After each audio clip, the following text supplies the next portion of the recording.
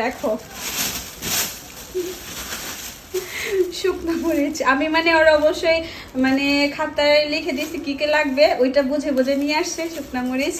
টাকাটা মনে একটু বেশি লেগে গেছে, তো পোলাপান মানুষ তো কি করবে। পেঁয়াজ নিয়ে আসছে, কি দাম এটা পরে জিজ্ঞেস করবো ওর কাছে। আটাও নিয়ে আসছে। তারপরে দেখি এখানে কি আছে।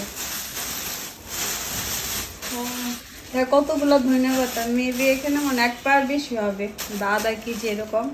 জিজ্ঞেস করবো কতখানি ধন্যবাদ সেটা বলতে পারবো না। তো অনেকগুলোই দেখা যাচ্ছে, মনে হয় আধা কেজি হবে এই ধনিয়া পাতা।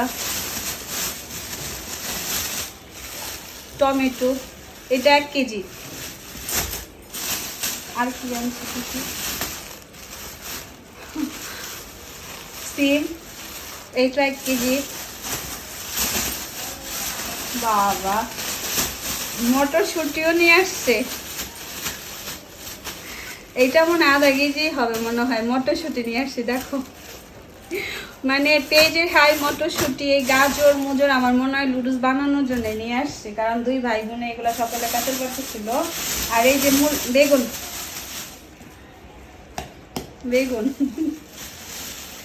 বেগুন এলো 1.5 কেজি বেগুন নিয়ে আসছে, কিনা 1 কেজির উপরে আছে বেগুন।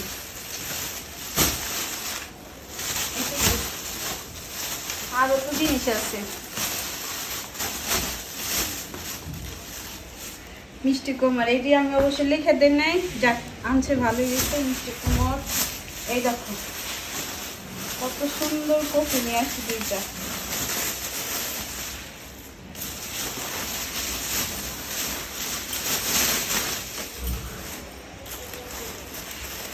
কফি 2টা বন্ধুরে সেই হয়েছে দেখো, ফুটা কফি না একদম পিটা কফি বন্ধুরা। এটা দিয়ে মাছের রসা খেতে খুব ভালো, এই কফিগুলো দিয়ে ভাজে মানে কফি ভাজা খেতে ভালো লাগে। এই কফি ও বাঁধাকপিও তো নিয়ে আসছে। এই যে বাবা কাঁচামরিচ